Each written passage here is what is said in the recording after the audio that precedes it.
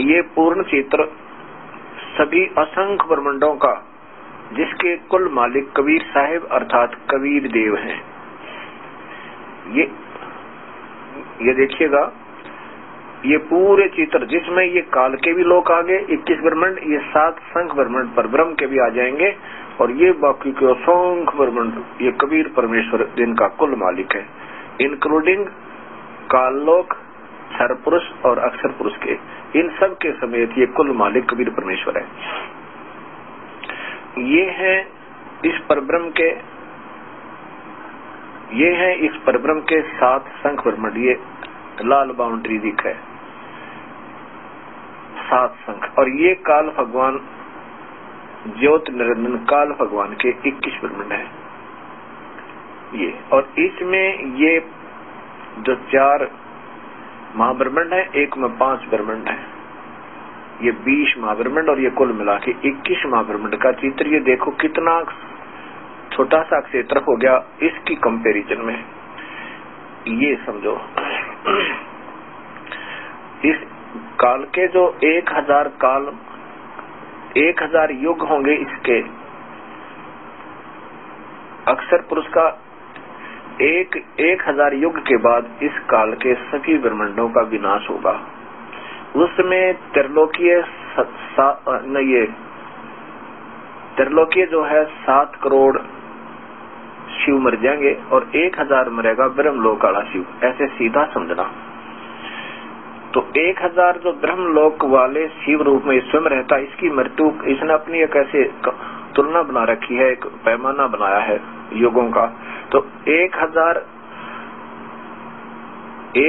त्रिलोकीय, 1000 ब्रह्मलोकीय जब शिव मर जाते हैं, तो एक युग में ब्रह्मलोकीय एक शिव मरता, 1000 युग पर ब्रह्म के हो गए।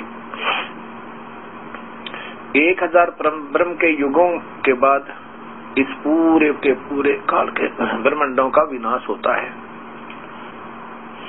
और ऐसे ऐसे 7 करोड़ ये काल मर जाएंगे, 7 करोड़ काल ज्योति निरंजन के 21 ब्रह्मांड 7 करोड़ बार विनाश में आ लेंगे, तब इस अक्षर पुरुष, इसलिए इसको अक्षर पुरुष कहा है, विनाश में आओगा। लेकिन इन लोगों का कभी विनाश नहीं होता। ये सतलोक है, सतलोक का कभी विनाश नहीं होता। ये दास आपको बताना चाहता था कि ये अविनाशी परमात्मा, दास गरीब अभय पद पर से मिले राम अविनाशी। इन असंख्य ब्रह्मांडों का कुल मालिक कबीर परमेश्वर है। ऊपर इसके आपने देखा अगमलोक, अलखलोक, अगमलोक, अनामी लोक, इनमें भी ये स्वयं कबीर नाम से ही रहता है। ये सतपुरुष, अकाल पुरुष, सब स्वरूपी राम आदि जो नाम है, अक्षर पुरुष, नि अक्षर पुरुष, परम अक्षर पुरुष, परम दिव्य पुरुष, ये इनके उपमात्मक कबीर परमेश्वर के ही उपमात्मक नाम है, महिमात्मक नाम है। अलग पुरुष, अगम पुरुष, अनामी पुरुष, इसी परमेश्वर का ही कबीर परमेश्वर के अन्य नाम है। तो अब ये बताना चाहा दास ने कि हनुमान जी को मुनिंदर जी अपनी महिमा आप बता रहे हैं कि 4 मुक्ति जहाँ चंपी करती माया होरी दासी, और दास गरीब अभय पद पर से मिला राम अविनाशी।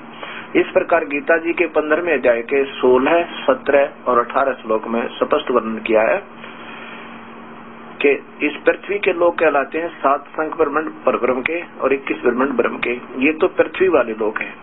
और ऊपर के आकाश के लोग बोले जाते हैं जो शब्द रूप में अविनाशी रूप में रचे हुए, जैसे अथर्ववेद में आपने सृष्टि रचना में सुना। तो अविनाशी परमात्मा कबीर परमेश्वर हुआ। अब देखो 7 करोड़ निरंजन मर जाएंगे, ये काल की मृत्यु होगी, तब एक अक्षर पुरुष के 7 संख्य ब्रह्मांडों का विनाश होगा। और सतपुरुष फिर भी विनाश में नहीं आता। अब यहाँ गरीबदास जी कहते हैं कि जैसे गीता जी बता रही है कि 2 भगवान है, एक तो क्षर पुरुष, ये काल, ये तो बहुत जल्दी विनाश में बता, जबकि हालांकि इसकी मृत्यु फिर भी बहुत देर से होती है। के 7 करोड़ त्रिलोकीय शिव मर जाएंगे, तब एक बार काल का विनाश होगा। और फिर भी सरपुरुष कहा, और अक्षर पुरुष सरपुरुष इसलिए कहा कि जैसे ये भी ऐसा कंपैरिजन समझो कि चीनी का कप और अक्षर पुरुष स्टील का कप, वो लगता बहुत सथाई है लेकिन फिर भी वो उसको जंग लगेगा, उसकी मिट्टी होगी, पर समय बहुत लग जाएगा। इसलिए सोने के कप के मिलती जुलती सतीची सी लग रही है उसकी कि वो भी काफी सथाई है, लेकिन वास्तव में सथाई नहीं है। वास्तव में अविनाशी तो फिर सोना हुआ, उसमें जंग नहीं लगता, उसका अस्तित्व समाप्त नहीं होता। ऐसे समझाया है गीता जी में, यू ऐसे समझना होगा हमने। तो ऐसा ही गरीबदास जी कहते हैं कि कबीर साहब ने जिससे भी मिलते थे ये बताया करते थे। अब मुनिंदर जी कह रहे हैं, हनुमान जी थे कि 4 मुक्ति वहां चंपी करती माया होरी दासी, दास गरीब अभय पद पर से मिले राम अविनाशी। ये अविनाशी परमेश्वर मिलेगा वहां पे, वहां चलो। अब मुनिंदर जी कहने लगा कि हनुमान सोच ले तू। हनुमान जी ने कहा कि देखो ऋषि जी, ठीक है आप कह रहे हो तो कुछ तो सत्य होगा, लेकिन मेरी बुद्धि स्वीकार नहीं करी, क्योंकि हमने कभी सुना ही नहीं। आप पहली बार आपके मुख से ये बात सुन रहा हूँ तो मेरे मन में नहीं विचार बन रहा, चाहे आप कुछ भी कहो दादा। और अब मुझे बहुत देर हो रही है, मैं जा रहा हूँ। मैं तो श्री राम से ज्यादा किसी को नहीं मानता। चले गए जी, एक कंगन लेकर चले गए। भगवान श्री राम के पास जब हनुमान जी पहुंचे, श्री रामचंद्र जी ने पूछा, हनुमान सीता की खोज होगी? कहोगी जी आपकी दया होगी, आपकी रजा से सब कार्य संपन्न हुआ। अब श्री राम ने सोचा कि ये पूरी तसल्ली कर लूं कि सीता ने कहीं रावण से समर्पण तो नहीं कर दिया है, उसने उसकी वह पत्नी तो नहीं बन गई है। उसकी पूरी जानकारी लेने के लिए हनुमान सीधा तो नहीं बताएगा। उसने सोचा कि कहीं ऐसा ना हो कि ये जान जाए हनुमान जी कि मैं फिर सीता की लाने की चेष्टा नहीं करूंगा यदि उसने रावण का समर्पण कर दिया होगा। तो हनुमान जी नहीं बताएगा। गोलमोल बात को करके एकांत में ले जाते हैं श्री राम जी और कहते हनुमान जी सीता कहाँ थी? कि महल में होगी रावण का, कहाँ ऊपर चौबारे में थी या नीचे थी? और एक बात बता मेरे प्यारे संत, खाना कहाँ खाया तूने? कहा रावण के राज दरबार में गया होगा, वहां पर बड़े अच्छे बढ़िया भोजन बनाए होंगे रावण ने तेरे लिए। और सीता ने कैसे कपड़े पहन रखे थे? बढ़िया हार हुर पहन रखे होंगे ना। अब श्री राम ये पूछना चाहते थे कि अगर वो ऐसी सती थी, हनुमान बतावेगा, कोई तो बात मुख से निकलेगी निकलेगी। अगर उसने हार श्रृंगार किए होंगे और हनुमान जी खाना रावण के घर खा के आया होगा तो सीता गई काम तय। फिर हमने उसको लाएंगे और ना ही दुनिया के लाल मरवाएंगे, हम युद्ध नहीं करेंगे, ऐसा सोचकर पूछा। तब हनुमान जी ने आंखों में पानी भर के और रुंधे कट से कहा, हे प्रभु आप क्या कह रहे हो? मैं काहे के भोजन पाऊं था? और वो तो मैले कुचले कपड़े पहने माता एक वृक्ष के नीचे बैठी थी, मैं ऊपर वृक्ष पर छुप कर बैठ गया था। और रावण ने आके खूब बदमाशी की थी, बहुत तंग किया था माँ ने, पर स्वीकृति नहीं दी थी। और कहा था रावण ये टुकड़े टुकड़े शरीर हो सकता, तेरे हाथ नहीं लगने दूंगी। राम बड़े प्रसन्न हुए और कहा आप कहते हो कि मैंने आहार किया होगा, भोजन खाया होगा रावण के घर पे जाकर। माता ने कहा था हनुमान अगर कोई फल इस बाग में नीचे गिरा हुआ स्वयं टूट गए तो उठा ले खा लेना, ऊपर से तोड़ के भी मत खाना भाई, मेरे को ये मार डालेंगे, बहुत दुखी करेंगे मुझे। वृक्ष से फल तोड़कर मत खाना भैया। तब मैंने गुस्से में आकर ना सारे तो उसका 9 लाख बाग जला पाट दिया और समुद्र में फेंक दिया और खूब पके पके फल खाए, पहरेदार कुटे और फिर रावण की लंका में आग लगा के आया। सीने से लगा लिया श्री राम ने हनुमान को। हनुमान तूने तो आज कमाल कर दिया, तो बहुत प्यारा है मेरा। अब समस्या आई कि समुद्र पे पुल बनाने की। अब सब किसी की हिम्मत नहीं बनी, ना श्री राम की औकात थी कि पुल बना दे। अब श्री रामचंद्र जी ने समुद्र में घुटनों पानी में खड़ा होकर 3 दिन तक याचना की, हे जल्दी, हे सागर राज, मुझे रास्ता दे दे, मैं बहुत दुखी आत्मा हूँ, मेरी पत्नी का अपहरण हो चुका है और मैंने सेना चढ़ानी है और रावण राजी खुशी सीता को वापस नहीं कर रहा है। 3 दिन तक जब श्री राम ने ऐसी प्रार्थना करते हो गए और समुद्र तट से मस नहीं हुआ, तब क्रोधित होकर श्री रामचंद्र जी ने कहा कि लक्ष्मण, मेरा अग्नि बाण निकाल, ये लातों के भूत बातों से नहीं मानते। जब श्री राम ने वो अग्नि बाण चढ़ा परतंचा पे, उसी समय उसमें से लपटे निकलने लगी अग्नि बाण के अंदर से। उस समय समुद्र एक विपर का रूप बनाकर, ब्राह्मण रूप बनाकर बाहर आया और कहा कि प्रभु मुझे जलाओ मत, इसमें एक संसार बसा हुआ है और प्रभु मेरी भी कुछ मर्यादा है, इसको भंग ना करो, ऐसा काम करो कि सर्प भी मर जा और लाठी भी ना टूटे। श्री राम ने कहा कि नादान, मैं 3 दिन हो गया तेरे आगे हाथ जोड़े, तने रहम नहीं आया तूने मुझे मेरे पे। तो समुद्र ने कहा, मालिक मेरी भी मर्यादा है, और यदि मुझे जला भी दोगे तो ये खंडहर बन जाएगा, आपकी सेना कभी नहीं जा सकती और फिर बहुत गहरा हो जाएगा और फिर उससे चढ़ना होगा, कभी नहीं चढ़ सकते आप। ऐसा काम करो, सर्प भी मर जाओ, लाठी भी ना टूटे। तब श्री राम ने पूछा कि ऐसा कौन सा तरीका है जो ये दोनों काम हो। समुद्र ने बताया कि आपकी सेना में एक नल और नील नाम के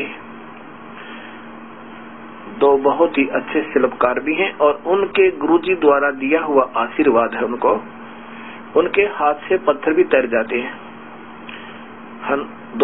नल और नील को बुलाया गया। श्री राम ने पूछा, क्या तुम्हारे पास ऐसी शक्ति है? नल और नील ने कहा, जी है हमारे पास शक्ति। अब यहाँ ये जीव मार खाता है। नल और नील ने देखा कि आज तुम्हारे सामने हनुमान भी फेल होगा और अंगद भी फेल, जामवान भी फेल, सुग्रीव भी फेल, और तुम्हारी वाह आज सारे जो ना शिखर में होगी। श्री राम ने कहा कि आप एक एक्सपेरिमेंट करके दिखाओ, हमें करके दिखाओ, एक बार एक पत्थर रखो। दोनों ने एक एक पत्थर उठाया और ऐसे ही जल पे रख दिया, वो दोनों का डूब गया, पत्थर नहीं तैरा। फिर दूसरा उठाया, फिर भी डूब गया, तीसरा रखा, फिर भी डूब गया, नहीं तैरा। उस समय श्री राम ने समुद्र की तरफ देखा, मानो कहना चाह रहे हो कि समुद्र तो झूठ बोल रहा था। उससे पूर्व ही समुद्र ने कहा, रे नादानो, नल और नील, तुमने अपने पूज्य गुरुदेव को याद नहीं किया, याद करो अपने परवरदिगार को। उस समय उन्हें बड़ी भूल महसूस हुई, क्योंकि पहले तो महिमावान बन गए अपने आप ही कि आज तुम अगर गुरुजन याद करोगे ना तो ये न सोचेंगे इनके गुरु जी शक्ति देते हैं, इनमें कुछ भी शक्ति नहीं, ऐसा वो काम बिगाड़ दिया। तब उन्होंने याद किया, प्रभुवर, हे गुरुवर, दया करो, हमसे गलती होगी। इतनी देर में सामने से कबीर साहब आते हुए नजर आए, काफी दूर तक, और देखा कि सामने गुरुदेव आ रहे हैं। दोनों कहते हैं, हमारे गुरुदेव आ गए, हमारे गुरुदेव आ गए, मुनिंदर ऋषि जी आ गए। इतने में वो नजदीक आ जाते हैं। श्री राम ने कहा कि मुनिवर, आपके शिष्यों के हाथ में ये शक्ति नहीं रही, आज इनसे पत्थर नहीं तैर रही। मुनिंदर जी ने कहा कि आज के बाद इनके हाथ से पत्थर तैरेंगे भी नहीं, क्योंकि इन्होंने अभिमान हो गया, ये गुरु मर्यादा भंग कर दी। आज इन्होंने गुरुदेव याद नहीं किया इस शुभ कर्म तो पहले। ऐसे यहाँ पर कबीर साहब बताते हैं, गरीबदास जी ने अपनी वाणी बताया है कि जैसे माता गर्भ को रख यतन बना और ठेस लगे तो छन्न हुए त्री ऐसे भक्ति जा। जैसे किसी बहन को और काफी समय के बाद पेट में गर्भ रहा हो, बच्चा रहा हो, और फिर उस बच्चे की कितनी वो कोशिश करे, कितनी सावधानी रखती है, ऊंचे नीचे में पैर न रखा जा, ये परमात्मा के रात को दबाव न आ जा, रात को भी ऐसे चमक के उठती है कि कहीं तेरे बच्चे पर दबाव न आ गया हो और ये खराब ना हो जा। जैसे माता गर्भ को रख यतन बना और ठेस लगे तो छन्न हुए तेरी ऐसे भक्ति जा। इस प्रकार हमने अपनी भक्ति को उपदेश लेने के बाद इतना सावधान और मर्यादा में रहना पड़ेगा। श्री रामचंद्र जी ने कहा कि हे ऋषिवर, अब मेरा क्या होगा? कबीर साहब ने कहा कि घबराओ ना, ऐसे करो कि मैंने ये सामने वाला पहाड़ है, इसके चारों तरफ एक रेखा लगा दी है। कबीर साहब ने उनके चारों तरफ रेखा लगा दी उस पहाड़ के। कबीर साहब ने कहा कि इसके बीच के जितने पत्थर हैं ये सब तैर जाएंगे, ये मेरा आशीर्वाद है, उठा लाओ। हनुमान जी गए, उठा गए। और नल और नील एक कारीगर इंजीनियर भी थे, शिल्पकार भी थे, उन्होंने फिर उनको छोल छाल के ऐसे फंसा फंसू कर तराश तरुश कर और रखना प्रारंभ कर दिया, वो तैरने लग गए।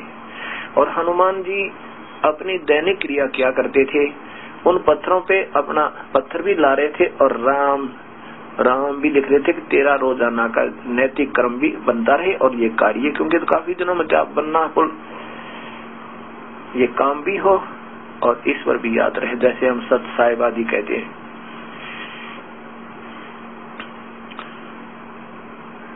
अब देखो, राम नाम कोई जाप नहीं है।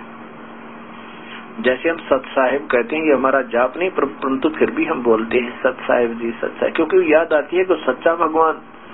और राम जब हम अक्सर बोले तो याद आता है कि कोई शक्ति है, लेकिन ये नाम जाप का नहीं है। लेकिन फिर भी अभ्यस्त बने हुए ऐसे मानते हैं कि हमारी दैनिक क्रिया बनती रही है, बनती रहती है, लेकिन नाम ओरिजिनल नाम के जाप से ही मूल लाभ होगा, वास्तविक लाभ होगा, ऐसा मानो। अब पहले हम अपने पुराने गुरुओं से पूछा करते थे तो वो कहते थे, कभी तो कहते थे नल नील न पत्थर तरा दिए, कभी कहते थे ना श्री राम नाम लिख दिया हनुमान जी इसलिए पत्थर तर गए, और फिर कहते थे श्री राम ने पुल बांध दिया, पुल बना दिया उस पे समुद्र पे। ये अधूरा ज्ञान था। अब ये ज्ञान हमारे सामने आया कि कैसे ये पुल बना और कौन इसका मूल कारण थे। अब आपने ये भी, हम प्रश्न करते थे पहले अपने पुराने अधूरे गुरुओं से, क्योंकि भावना तो बहुत थी, पर वो जो कह देते थे उसको हम स्वीकार करके अशांत हो जाते थे। हम प्रश्न करते थे कि भगवान श्री राम आप बताते हो कि ये तो विष्णु अवतार है और फिर ये शिवलिंग बना करके शिव की पूजा कर रहे, तो वो क्या कहा करते हैं कि ना शिव तो राम की पूजा करता, विष्णु की पूजा करता है और विष्णु शिव की पूजा करते हैं, या कोई बात हुई।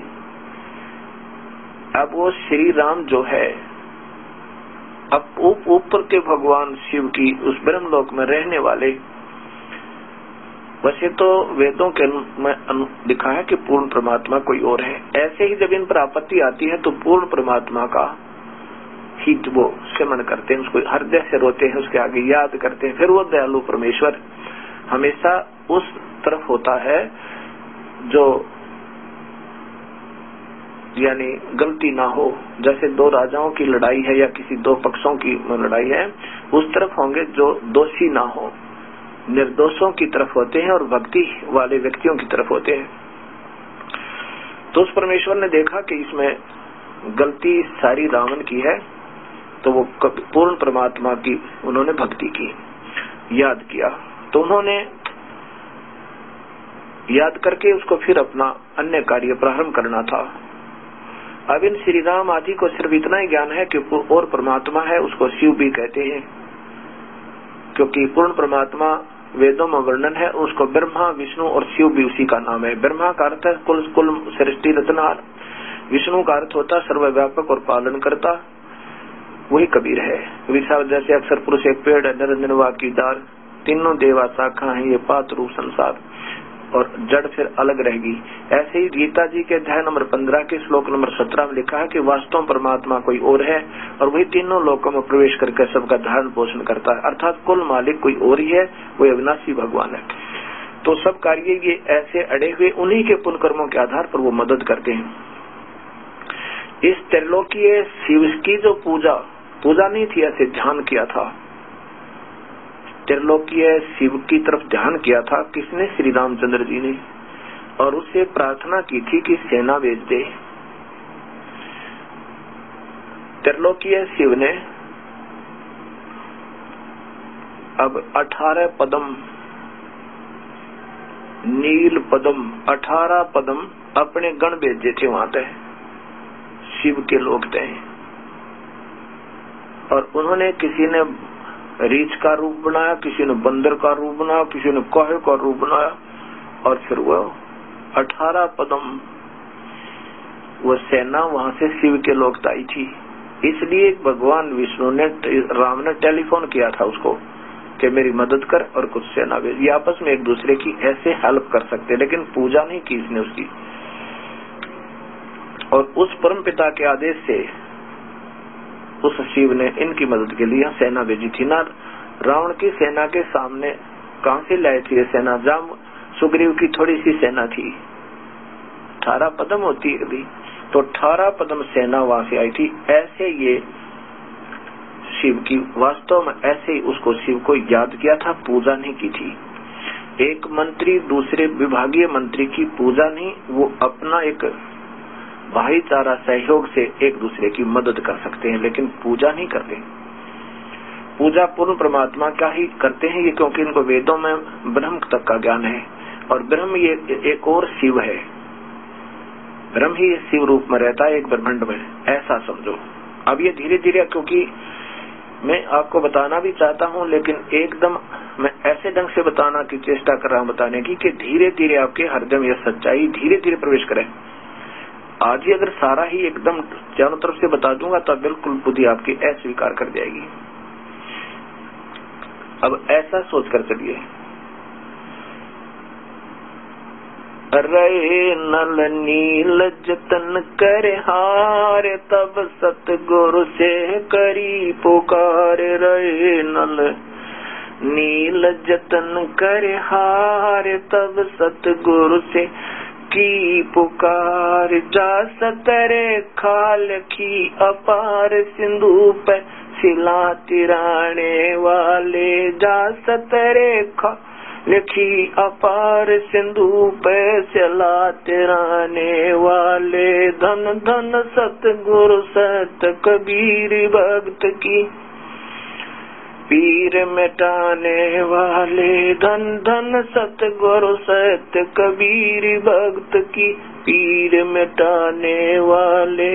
भक्त की पीर मिटाने वाले, भक्त की पीर मिटाने वाले। धन धन सतगुरु सत कबीर भक्त की पीर मिटाने वाले।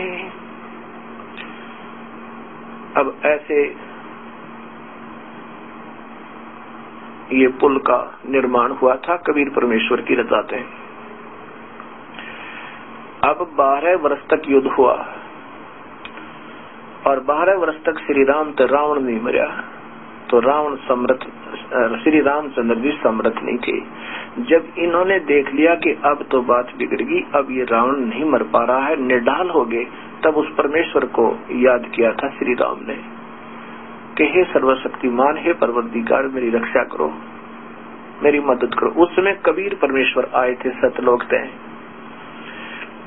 और तीर चलाता दिखा था श्री राम, और ठोकिया सुंडी नाभि में कबीर परमेश्वर ने। अब ये बातें आपको बहुत लास्ट की हैं, अभी तक हमने जो ज्ञान सुना था वो भी इसको थोड़ा अस्वीकार्य करेगा नहीं। विभीषण ने ये भी बता दिया था कि रावण की नाभि में अमृत है, और वहां से इसके 10 जो सिर भी काट दिए थे वो भी वापस मिल गए, क्योंकि इसने पहले 10 सिर चढ़ा रखे थे काट काट के। उसका प्रतिफल भगवान ने इसको दे दिया। और फिर भी रावण नहीं मर रहा था। खूब कोशिश कर ली थी नाभि में तीर लगाने की, क्योंकि वो बराबर के योद्धा था और काट देता था तीरों को। तब रामचंद्र जी ने पूजा की थी उस परमेश्वर की। न इस त्रिलोकीय शिव की करी थी, न इस ब्रह्मलोकीय शिव की। वो वास्तव उसमें सर्वशक्तिमान को याद किया जाता है, जो तीनों लोकों में प्रवेश करके सबका धारण पोषण करता है। वो परमेश्वर फिर गुप्त रूप में आए और राम दिखत तीर चलाता चला उस पूर्ण परमात्मा ने और ठोक दिया उसकी नाभि में, जब वो राक्षस रावण मरा। गरीबदास जी कहते हैं कि पहुंचूंगा क्षण एक में जन अपने के हेते, हिरण्यकशिपु उदर उदारिया वो रावण मारा खेत।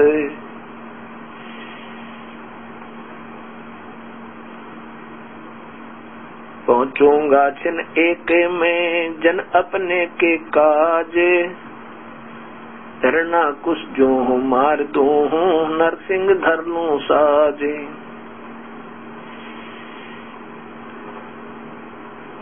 इस प्रकार ये कबीर परमेश्वर की लीला, थोड़ा समय लगेगा आपको समझने में, लेकिन आ जाएगी। सत्य है ये सारी की सारी। एक बार तो प्रथम बार जो व्यक्ति भक्तात्मा सुनेगा ऐसा लगेगा कि सब मन गढ़ंत कहानियां हैं और ये बनावटी बातें हैं। बिल्कुल नहीं, ये शास्त्रों में सत्य प्रमाण होंगे आपको। अब आगे देखो लीला भगवान की। रावण का वध हुआ और विभीषण को राज्य हुआ। विभीषण और मंदोदरी ये दोनों ही प्रभु के प्यारी थी। जिस लंका को रावण नहीं रख सका और अपने प्यारे भक्त विभीषण को प्रदान करवा दी श्री रामचंद्र जी के माध्यम से। अब देखो, हम जड़ की भक्ति करते हैं, पौधे को जड़ की सिंचाई करते हैं तो फल तो टहनियों के लगना है। ऐसे मूल मालिक की पूजा विभीषण किया करता था और उसके फल श्री राम ने दिए, क्योंकि ये 3 लोग की टहनियां हैं। इस संसार रूपी वृक्ष की फल इन्होंने देने हैं और मूल कारण कबीर परमेश्वर है। अगर विभीषण ने उपदेश ना ले रखा होता तो आज कुत्याड़ी मौत मरता। ऐसे कबीर परमेश्वर पूर्ण परमात्मा है, अनंत कोटि ब्रह्मांड के मालिक हैं, जो चाहे सो कर सकते हैं।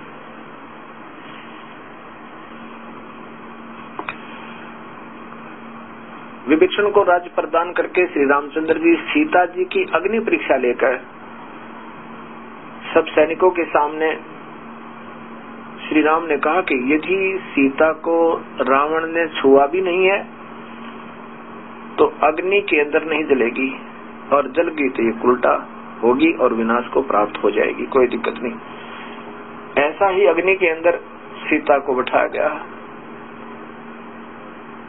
अब तब सीता जब नहीं जली अग्नि में तो श्री राम सहर्ष और अपना पूर्ण विश्वास दृढ़ करके कि ये निष्कलंक है लेकर आ गए। कुछ दिनों के बाद एक धोबी ने ताना मार दिया कि उसकी धोबन एक दिन अपने मायके चली गई थी 1-2 दिन और वापस आई, तब उसको कूट रहा था रात्रि ने कि मैं इस दशरथ पुत्र रामचंद्र जैसा नहीं हूँ जिसकी पत्नी 12 वर्ष रावण की कैद में रही और फिर घर पर रख लिया। तू बाहर रही है ना 1-2 दिन, मैं नहीं रखूं तुझे, कूट रहा था। अब श्री राम ने वो सुन लिया, क्योंकि रात्रि के समय श्री रामचंद्र जी राजा हो गए थे। राजा अपना वेश बदल कर अपने प्रजा के गुप्त दुखों का ज्ञान किया करता था। वापस आ गया।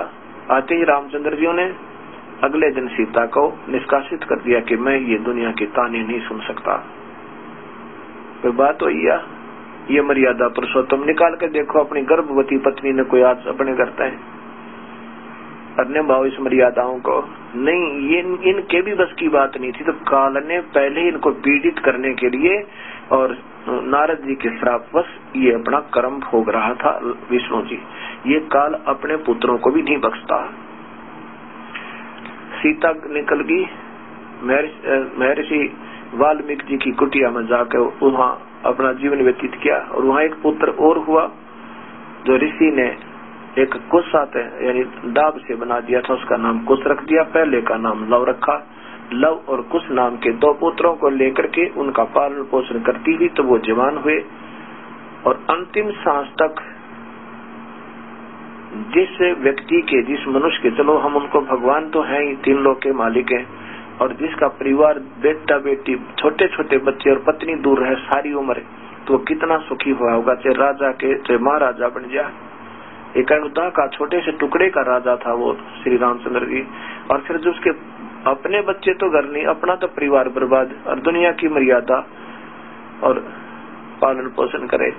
अब ये नहीं कि श्री राम बुरे थे, उनकी आत्मा बहुत विनम्र थी, लेकिन वो काल के वश हैं। ये काल ऐसे नचा रहा है, इनका पहले ही प्रारंभ जो का ही तो लिखा हुआ था, इसमें कोई फेर बदल नहीं हुआ उसका।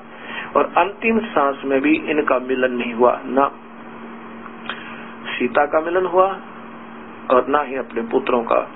वापस आकर के सरयू नदी में श्री राम ने छलांग लगाकर और अपना शरीर पूरा किया। ये काल के पुत्रों का और यहाँ के भगवान जो समर्थ अवतारों का ये हाल देखो। ये कबीर साहब बताना चाहते हैं कि ये परमेश्वर पूर्ण ब्रह्म कबीर साहब के चरणों में आकर ही ये जीव का उद्धार हो सकता है।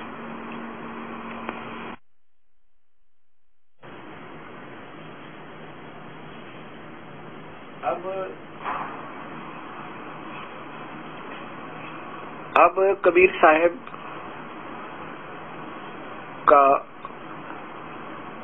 द्वापर के अंदर जब आगमन हुआ, उसकी संक्षिप्त जानकारी आपको दी जाएगी।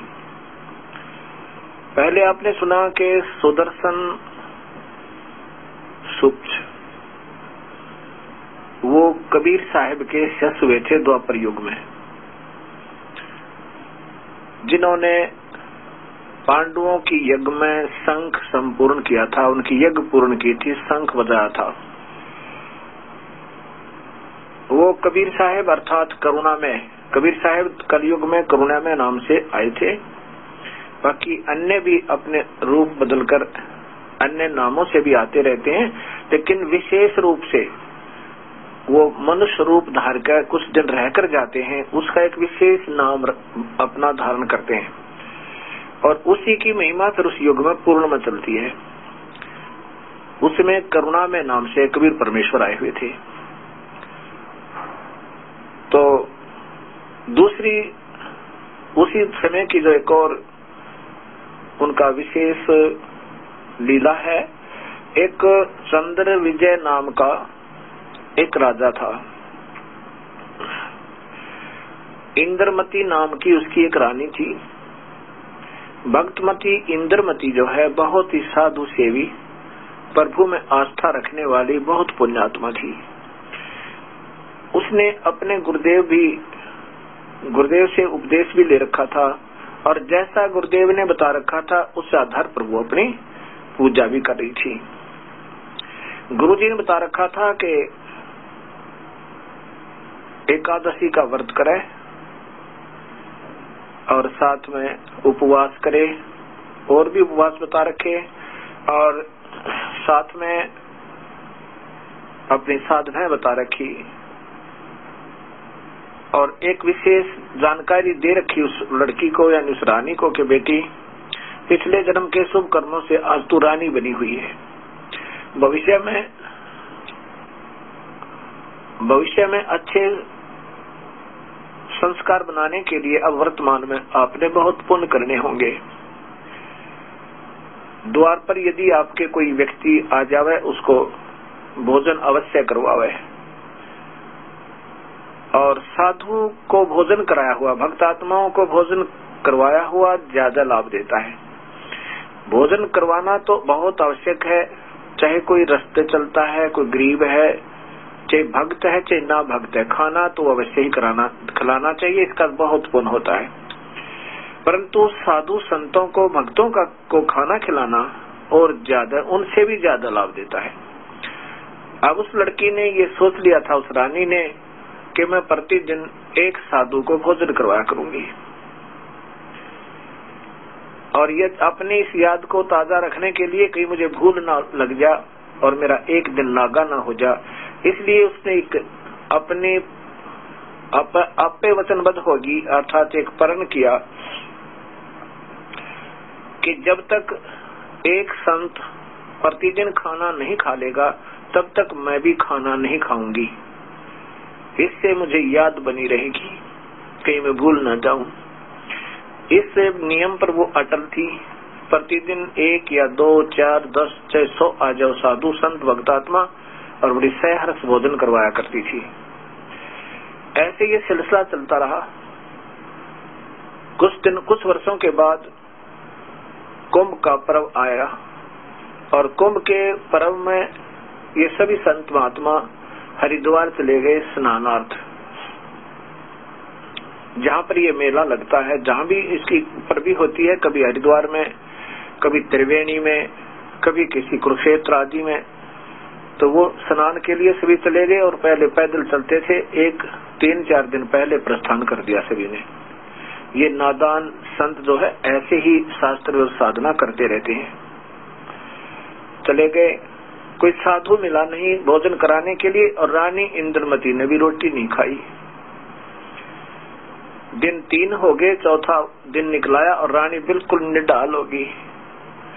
अपनी बांदी से कहती है, अपनी नौकरानी से कहती है कि नौकरानी कोई संत ढूंढ ले, यदि आज कोई संत आ गया तो तेरी रानी का जीवन बचेगा, नहीं तो तेरी रानी प्राण त्याग जाएगी। लेकिन अपना प्रण मैं तोड़ूंगी नहीं, अपने वचन को मैं भंग नहीं करूंगी, चाहे जान बेसिक जाओ मेरी।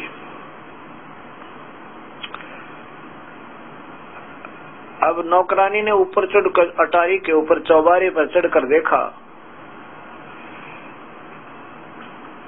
कबीर परमेश्वर, वो कबीर देव उसमें करुणा में नाम से आए हुए थे, और वो आते हुए नजर आए। दाढ़ी बड़ी हुई, सफेद सफेद दाढ़ी, और सादा सा बहाना। अब नौकरानी ने नीचे आकर कहा कि रानी, एक साधु जैसा भक्त आत्मा सा नजर आ रहा है, विशेष कपड़े परिवर्तन नहीं है।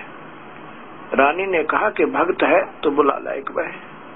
नौकरानी जाती है, कबीर परमेश्वर को दंडवत प्रणाम करती है और अपना पूरा विवरण बताती है कि मेरी रानी ने ऐसे ऐसे एक प्रण किया हुआ है, और उसने आज चौथा दिन हो गया, कोई संत मिला नहीं, आज वो मरने वाली है। वो अपने वचन की पक्की है, जान भावे चली जावे पर वो अपना प्रण नहीं तोड़ेगी। आपसे प्रार्थना है कि आप एक बार उस रानी के यहाँ भोजन प्राप्त करके उनकी जीवन रक्षा करें। कबीर साहब ने कहा कि आप कौन हो? उसने बताया कि मैं नौकरानी हूँ रानी की। कबीर साहब ने कहा, बेटी आप नौकरानी और वो रानी, और मैं आपके साथ चल पड़ूं, और उधर से उसका राजा कोई आकर कह दे मुझे तू किसने बुलाया था, क्यों आया? संतों का अनादर बहुत महंगा पड़ता है। रानी स्वयं आवे, मुझे आमंत्रित करे तो मैं चलूं, मैं यहीं खड़ा हूँ, नहीं तो नहीं जाऊंगा। तब नौकरानी भागी गई और सारी कथा बताई। उसी समय रानी इंद्रमती ने कहा कि मेरा हाथ सहारा दे मुझे, मेरे से चला ज्यादा नहीं जा रहा है, पर मैं चलूंगी। जब वो बाहर आई, कबीर साहब और घर के नजदीक लग गए थे, चरणों में दंडवत प्रणाम किया, मत्था टेका और कहा, परवरदिगार अपनी दासी के कंधे पर बैठकर चलो। मेरी हिम्मत नहीं तो अपने संत को कंधे पर बैठा कर ले जाती। कबीर साहब कहते हैं, ठीक है बेटा चल, मैं ये देखना चाहूँ था कि तेरे अंदर कुछ भावना भी है या वैसे ही भूखा मर रही है। साधु भूखा भाव का, धन का भूखा ना, हृदय कोई धन का भूखा हो, साधु भी ना। घर पे आ जाते हैं कबीर परमेश्वर, रानी राजा के घर पे। इंद्रमती ने हिम्मत सी करके स्वयं खाना बनाया। कबीर साहब ने कहा कि बेटी मेरा खाना खाने का शरीर नहीं है, मेरा तो तेज पुंज का शरीर है। रानी ने कहा कि मेरे काम नहीं, फिर आप खाना नहीं खाओगे तो मैं भी खाना नहीं खाऊंगी और प्राण आज मेरे निकल ही जाने हैं। तब कबीर साहब ने कहा कि ला बेटा खाना भी खाएंगे, क्योंकि समर्थ उसी को कहते हैं जो चाहे सो कर दे। कबीर साहब ने खाना खाया और फिर बताया बेटी तू जो साधना कर रही है ये ठीक नहीं तेरी। ये व्रत रखना किसने बताया तुझे? कि मेरे गुरुदेव ने बताया, मैंने गुरु बना रखा महाराज जी। कबीर साहब ने कहा बेटा व्रत करने से कोई लाभ नहीं होता। जब ये अकाल गिरते हैं, दुर्भिक्ष पड़ जाता है, उस समय ना जाने कितने दिनों तक 6-6 महीने तक घास फूस खा खा के और ये व्यक्ति प्राण त्याग जाते हैं। उसमें एकादशी भी, द्वादशी भी और ये पूर्णिमा भी और साथ में ये मंगलवार सोमवार ना बेरा कितने चक्कर काट जाते हैं और केवल घास फूस पर आधारित रहकर वो प्राणी रहते हैं और फिर भी मृत्यु को प्राप्त होकर बुरा हाल होता है। ये शास्त्र विरुद्ध साधना है। वेदों में कहीं वर्णन नहीं है व्रत रखने का। और जो साधना तुम कर रहे हो ये काल तक की साधना बेटी। पूरी सृष्टि रचना सुना दी। तो इंद्रवती ने कहा कि महाराज जी ये तो आप अपनी बात होती है, ये संत है ना एक दूसरे की ऐसे क्रिटिसाइज करते ही रहते हैं। मैंने गुरु बना रखा, मैं और कुछ सुनने को तैयार नहीं। जैसी मेरी साधना ठीक है। कबीर साहब ने कहा बेटा ये रूढ़िवादी रवैया भी, हठ योग भी अच्छा नहीं। बात को सुनो, अगर अच्छा लगे तो ठीक है, नहीं तो आप अपना क्रिया तो कर ही रहे हो। कहा बेटा ये रास्ता जो है तुम्हारा काल तक का है, इसमें जन्म और मरण ठीक है। अच्छे पुण्य करेगी तो ठीक, आप 84 लाख दुनिया तो भोगना ही भोगना होगा। अच्छे पुण्य कर्म है तो हो सकता है आपका फिर भी अच्छा जन्म हो सके। लेकिन यहाँ पुण्य अलग और पाप न्यारे, ये दोनों अलग अलग लिखे जाते हैं और दोनों ही आपको भोगने होंगे, इसमें कोई शक नहीं। रानी बन जाएगी, मान लीजिए अगले जन्म में भी तू अच्छे स्थान पर जन्म भी ले लेगी, लेकिन ये कभी ना कभी पुण्य तेरे क्षीण होंगे और पाप कर्मों का नंबर अवश्य आएगा। और फिर पाप कर्म के आधार पर 84 में जाएगी, नरक में जाएगी, इतना मेरा कितना कष्ट उठाएगी। और जो आपके गुरुदेव हैं वो पूर्ण नहीं है। ठीक है अच्छी आत्मा है, उन्होंने अच्छा रास्ता दे रखा है तुम्हें। ये मान लीजिए कोई बच्चा 5वीं कक्षा में पढ़ रहा है और कोई कहे आगे भी पढ़ लो, और वो कहे नहीं मैं तो आगे पढ़ना ही नहीं, मैं तो वही गुरुजी रखना है, या कोई बात हुई। ठीक है ये महापुरुष है, अपने लेवल की पढ़ाई आपको अच्छी, अगर शास्त्र अनुकूल पढ़ा रहे हैं तो अच्छा है, जैसे गीता और वेद के अनुसार पे तो बहुत अच्छा है। अगर इसे विरुद्ध पढ़ा रहे हैं तो वो आपका प्राइमरी के भी अध्यापक नहीं है, अर्थात प्राथमिक शिक्षा भी आपको सही नहीं दी जा रही।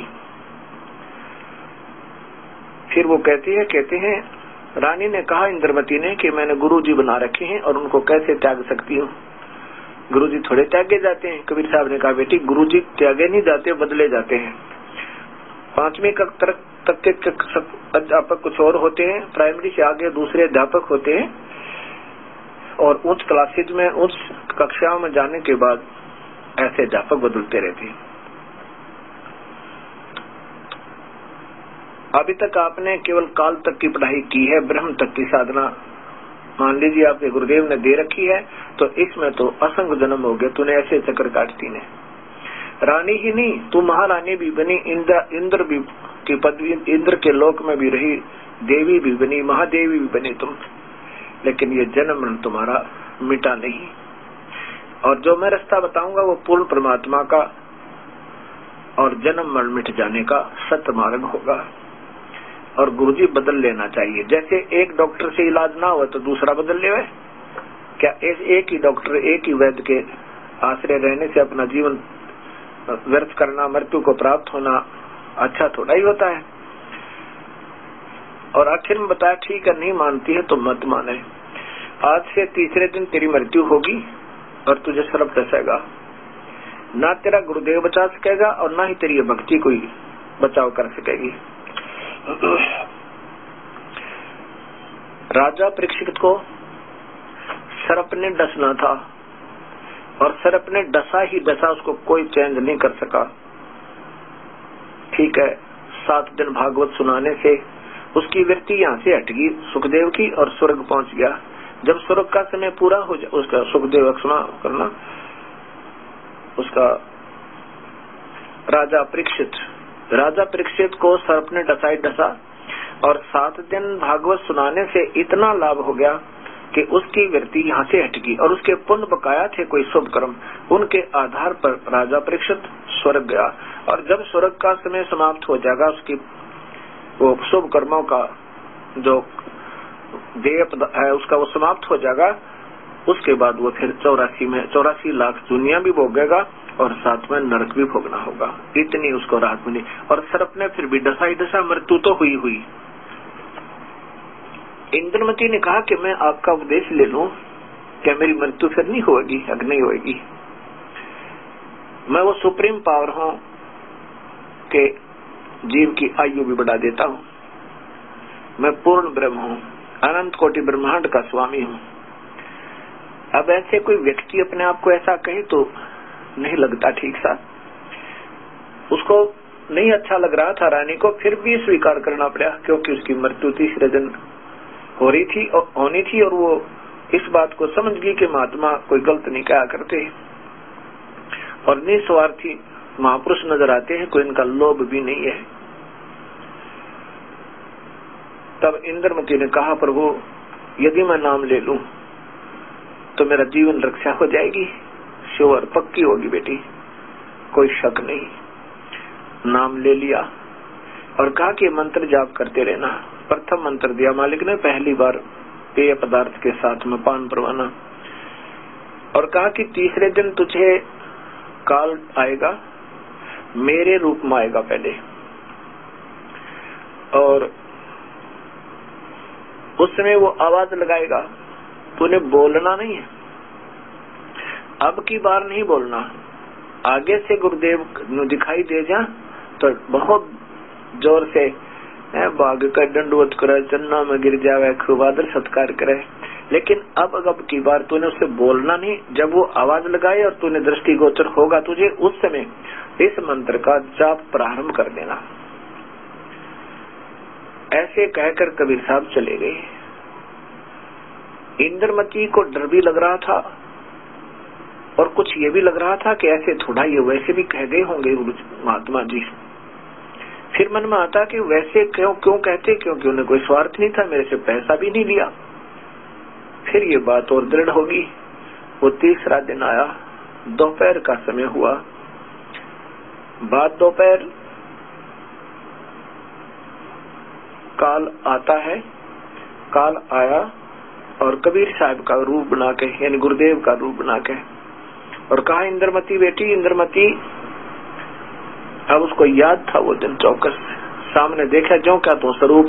उसी समय अपना मंत्र जाप प्रारंभ कर दिया। 2 मिनट तक मंत्र करती रही और फिर देखा उसके चेहरे की तरफ, उस काल का वास्तविक चेहरा हो गया। वो स्वरूप जो उसने अपनी सिद्धि तो बनाया था वो नहीं रहा कबीर साहब वाला, वास्तविक काल चेहरा, काल रूप हो गया उसका, यमदूत की तरह। जब उसने देखा काल ने कि तेरा तो स्वरूप बदल दिया, उसी समय जान गया कि इसके मंत्र में बहुत शक्ति है। तब कहा कि अब तो तू बच गई मेरे तय, तुझे फिर देखूंगा। यूं कहकर के वो काल वहां से अंतर्ध्यान हो गया। रानी कूदती फिर सबको बतावे, आज मेरी मृत्यु होनी थी, मेरे गुरुदेव जी ने कृपा कर दी, मेरी रक्षा कर दी। आज काल आया था, मुझे लेने आया था, मेरे गुरुदेव के मंत्र ने मेरी रक्षा की। राजा को बतावे, मंत्रियों को बतावे, अन्य नौकरानियों को बतावे।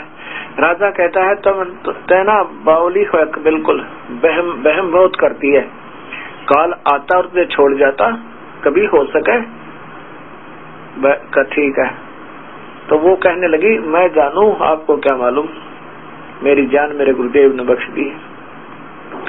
ऐसे जाकर के आराम से लेट जाती हो, निश्चिंत सी हो कहे। कुछ देर के बाद वही काल सर्प रूप धारण करके और इंद्रमती के पैर में डस देता है और उसी समय वो चिल्लाती है, बचाइयो बचाइयो, सर्प ने खा ली, बचाइयो। इतने में सैनिक आते हैं, मंत्री आते हैं, नौकर आते हैं भागकर। वो सर्प एक मोरी के अंदर से पार हो रहा होता, पीछे से देखे इतने नजदीक पहुंचे वो मारने के लिए, इतना पार निकल गया। और रानी इंद्रमती पुकार का अपने बंदी छोड़ को, हे बंदी छोड़, हे कबीर परमेश्वर, हे करुणामय जी, रक्षा करियो। बेहोश होगी। कुछ ही क्षणों के बाद कबीर साहब द्वार पर बाहर प्रकट हुए और कहा कि इंद्रमती क्या हाल है बेटी। तब नौकर बाहर गए और कहा, महाराज जी आप तो सही मौके पर आ गए, इंद्रमती को सर्प ने डस लिया, वो तो मर चुकी है। अब कबीर साहब वहां पहुंचे और लोग दिखावा बनावटी सब मंत्र बोलिया और फिर कहा, उठ बेटा, सतगुरु चलना माँ के, पूर्ण परमात्मा के कभी मरते हैं, वो तो जीव की उम्र बढ़ा देता है। उसी समय जीवित होगी और चरणों में गिर गई। सबने देखा, बड़े खुश हुए। बोल सतगुरु कबीर साहेब की जय।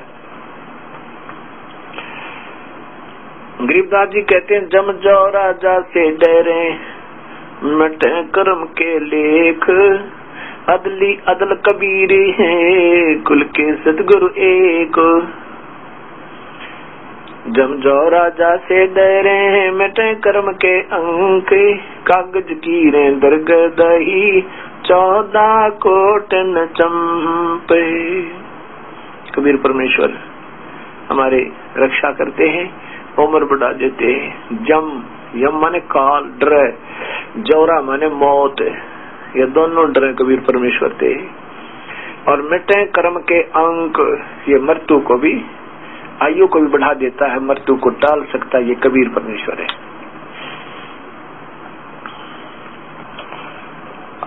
अब देखिएगा, सामवेद इसी बात का प्रमाण देता है। ये सामवेद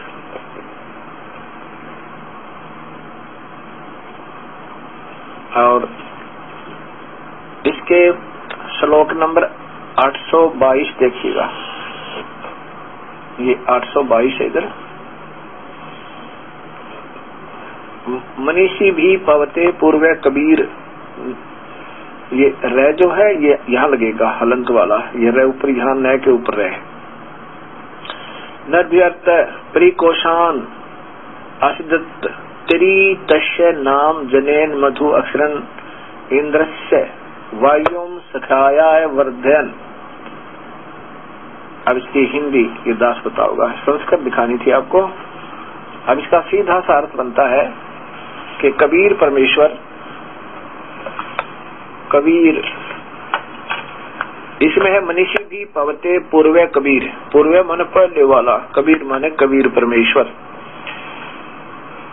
निर्भी यत परिकोसान असदत तेरी तस्य नाम जनेन मधु अक्षरन इंद्रस्य वायुम सखा वर्धन। पूर्व अर्थात सनातन, पुराना, पहले वाला। अविनाशी अर्थात अविनाशी, कबीर माने कबीर परमेश्वर। मनीषी भी हृदय से चाहने वाले, निर्भी माने श्रद्धा से भक्ति करने वाले भक्तात्मा को, त्रि माने तीन, नाम माने मंत्र उपदेश। तीन मंत्र देकर, एक तो ओम मंत्र है, ये तो सीधा ही है, इसके साथ एक मंत्र और लगेगा। ओम तो ब्रह्म का मंत्र है और वो दूसरा मंत्र पर ब्रह्म का, यानी उनके बेनिफिट में हमने कुछ नहीं लेना यहाँ का। वैसे तो ओम नाम से प्रभु प्राप्ति नहीं है, लेकिन यहाँ की सुविधाएं बहुत मिल जाती है। इंद्र बन जाना, महा इंद्र बन जाना, ब्रह्मा विष्णु महेश की पदवी भी पा सकता है और लाखों वर्ष तक स्वर्ग में भी रह सकता है, यहाँ राजा भी बन सकता है और फिर नरक में तो जाना ही जाना है। अगर हम इसकी सुविधा नहीं लेंगे तो हम इसका ऋण उतर जाएगा। जैसे गीता जी के 18वें अध्याय के 66वें श्लोक में लिखा है कि तू सभी पूजाओं को, जितनी भी पूजा तू आज तक ब्रह्म तक की है, वो मेरे में छोड़ दे, मेरी सब पूजाओं को छोड़ दे। माम माने मेरी। और एकम शरणम व्रज, उस एक की शरण में चला जा, मैं तुझे पापों से मुक्त कर दूंगा, चिंता ना करें। अर्थात हम इसके ऋण मुक्त हो जाएंगे। वो ओम नाम के जापते हैं, पूरे संत का नाम लेकर, अधूरे से नहीं बात बनेगी। और दूसरा मंत्र पारब्रह्म का है, जो यहाँ से उसके लोक से पार करने का हमें टैक्स देना होगा। उसके बाद तीसरा मंत्र जो हमें वो स्थायी स्थान देगा, वो सार नाम कहलाता है। ये दोनों मंत्रों की कमाई नहीं बनी तो सार नाम व्यर्थ, और सार नाम नहीं मिला, ये दोनों रह गए तो व्यर्थ। व्यर्थ का मतलब है कि आप पार तो हो नहीं सकते, पर पूरे संत का नाम ले रखे, ये सही सतनाम कहलाता है 2 मंत्रों का। इससे आपको यहाँ के लाखों वर्षों तक, आपको युगों तक आप स्वर्ग और महास्वर्ग में रह सकते हो इस मंत्र के जाप हैं। और फिर यहाँ पर राजा और महाराजा बन जाओगे, लेकिन पार नहीं हो सकते। उसके लिए ये दोनों भी व्यर्थ बताए हैं जब तक सार नाम नहीं मिलेगा। तो इसलिए लिखा है कि त्रि नाम, 3 मंत्र का उपदेश देकर, पवते माने पाप कर्मों को काट कर पवित्र करके, जनेन माने जन्म का, अक्षरन माने मृत्यु का, से नय माने रहित करता है, और तथा तस्य करता है, तस्य माने उसके, उस भक्त आत्मा की, वायु माने प्राण, प्राण अर्थात जीवन श्वासों को, उस सखाया माने उस साथी के, मित्र माने सही भक्ति करने वाले भक्त के,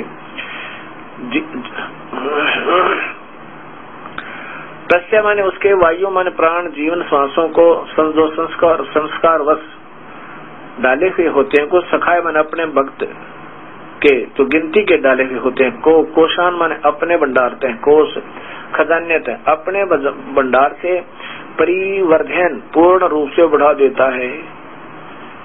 कितना स्पष्ट कर दिया। यत माने जिसके कारण, इंद्रस्य माने परमेश्वर के, मधु माने वास्तविक आनंद को, आशीर्वाद माने अपने आशीर्वाद प्रसाद से प्राप्त करवा देता है, दे देता है। इससे सिद्ध हो गया कि 3 मंत्र से का नाम जीव को पार करेगा। और इसी का प्रमाण गीता जी के 70वें अध्याय का 23वां श्लोक करता है। ओम तत् सत, ये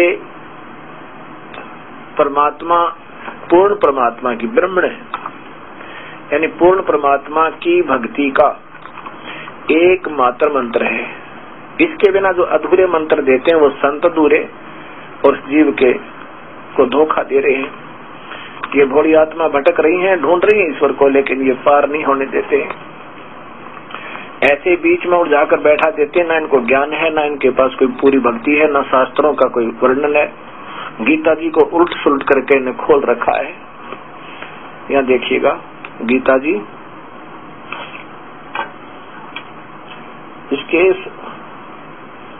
गीता प्रेस गोरखपुर से प्रकाशित है।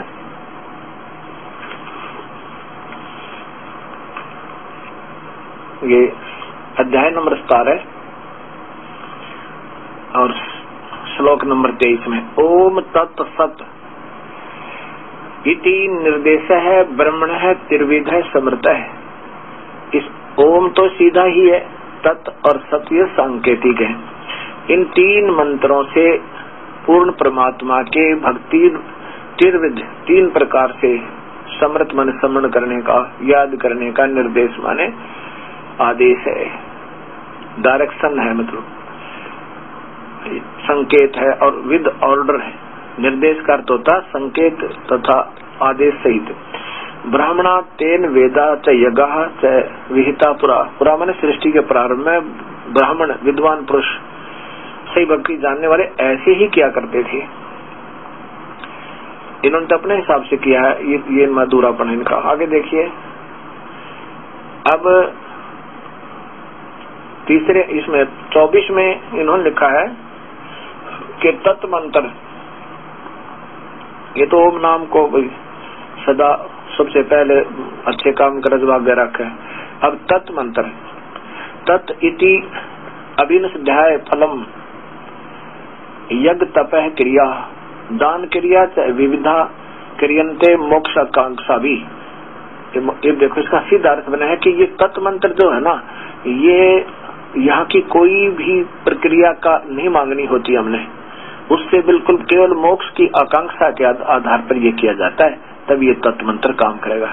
देखो सीधा लिखा क्या इसमें, देखो तत् अर्थात तत् नाम से कहे जाने वाले परमात्मा की यह सब है, परमात्मा का ही यह सब है। इस फल को न चाकर, वास्तव में है कि तत् इति फलम अन भी संध्या, इस तत्व मंत्र का फल नहीं चाहे कति भी। जब ये तत्व मंत्र गेल लाग जाएगा ना उसका ओम का, तो एक और मंत्र है, तत् नहीं है ये, इसका वास्तविक नाम कोई और है, तो उसमें कहे इसका फल नहीं चाहे। और उस नाना प्रकार की यज्ञ तप क्रिया तदान प्रक्रिया कल्याणकारी इच्छा वाले पुरुषों द्वारा की जाती है, कल्याण के उद्देश्य से, यानी यहाँ से निकलने के लिए, तब वो तत्व मंत्र काम करता है। फिर सत, ये सत मंत्र है। आगे देखिए, कई भक्त ये सोच रहे होंगे गुरु जी आगे, महाराज जी आगे नहीं बता रहे थे, इसी पर रुके रहते हैं, लेकिन इतना समय नहीं होता। जब आप इस पढ़ाई को आओगे, हमारे इसमें कोर्स में दाखिला लोगे, तो सब पढ़ाया जाएगा। सत इति, इस प्रकार यह है परमात्मा का सत भाव में और श्रेष्ठ भाव में है, कति यहाँ से निकलने के लिए, बिल्कुल पार होने के लिए ये मंत्र सत यानी वो वास्तविक सार नाम काम कर प्रयोग किया जाता है। और ये पदार्थ उत्तम कर्म में सत शब्द का प्रयोग किया जाता है। प्रशस्ते माने होता है वास्तविक सुकृत कर्म, यानी यहाँ से बिल्कुल छुटकारा पाने के लिए, सतलोक जाने के लिए इस सत का प्रयोग किया जाता है। ये वहां तब काम देता है। ये 3 मंत्र। अब इंद्रमती की आयु बढ़ा दी कबीर परमेश्वर ने, बड़ी खुश हुई। कबीर साहब ने कहा, बेटी मैं तेरे ऊपर इस काल को अटैक भी नहीं करने देता, परंतु तुझे विश्वास नहीं होता कि गुरुदेव सही कह रहे थे। और आप ये सोचते कि गुरुदेव तो वैसे ही मेरा पिछला गुरुदेव छुड़वा दिया और अपनी महिमा बनाने के लिए, वो भी तो मेरे सही गुरुदेव थे। अब आपका दृढ़ विश्वास हो जाएगा गुरुदेव के चरणों में। और जब तक हमारा दृढ़ विश्वास अपने गुरुदेव के चरणों में नहीं होगा, तब तक हम अपने गुरुदेव के द्वारा दिए गए भक्ति मार्ग को सुचारू नहीं कर सकते। अब आप शंका रहित होकर, निरसंशय होकर और एक रस होकर भक्ति करोगे। अब इंद्रमती ने कहा, हे गुरुदेव मेरे राजा को भी समझा दो। वैसे तो ये बहुत अच्छी आत्मा है, बहुत पुण्य आत्मा है, लेकिन भक्ति नहीं करता। कबीर साहब ने कहा कि चंद्र विजय, प्रभु का भजन बहुत जरूरी होता है। ये राज तेरे ही पिछले पुण्य कर्मों का है और कुछ समय का मेहमान है तू। और यदि इसमें अब भक्ति नहीं की तूने इस मनुष्य जीवन को पाकर, ये पिछले पुण्य जन्मों की, पिछले शुभ कर्मों की अब मलाई को, क्रीम को तू खा रहा है और ये समाप्त होगी। और फिर 84 लाख योनियों में कष्ट पे कष्ट उठावेगा। इन चंद्र विजय तू बात मान जा। चंद्र विजय ने कहा कि महात्मा जी, मैं आपकी चेली को, आपकी शिष्या को बिल्कुल मना नहीं करूं, चाहिए कितना धन करे, कितना धर्म करे, कितना धन लगा दे भक्ति में, और किसी प्रकार आपके प्रवचन करवावे, चाहे रोज करवा ले, पर महाराज जी मेरे बस का नहीं है। मैंने तो बड़ी बड़ी महफिलों में जाना पड़ता है, वहाँ राजाओं के साथ रहना पड़ता है, तो मेरे बस का नहीं। आप तो बहुत सख्त नियम बताते हो, बीड़ी शराब मांस तम्बाकू कभी नहीं पीना, तो ये मेरे बस का नहीं। कबीर साहब ने कहा, महफिलों में आप जाओ, पार्टियों में जाओ, लेकिन वहाँ पर शराब क्यों पियो, काजू खाओ, किशमिश खाओ, सेब संतरे खाओ, दूध पी लो, जूस पियो, पर ये अपनी अजीब ना टेकती। तो फिर कहता, देखो महाराज जी, चंद्र विजय राजा बोला कि मैं, मेरे बस की बात नहीं, मुझे मत कहो।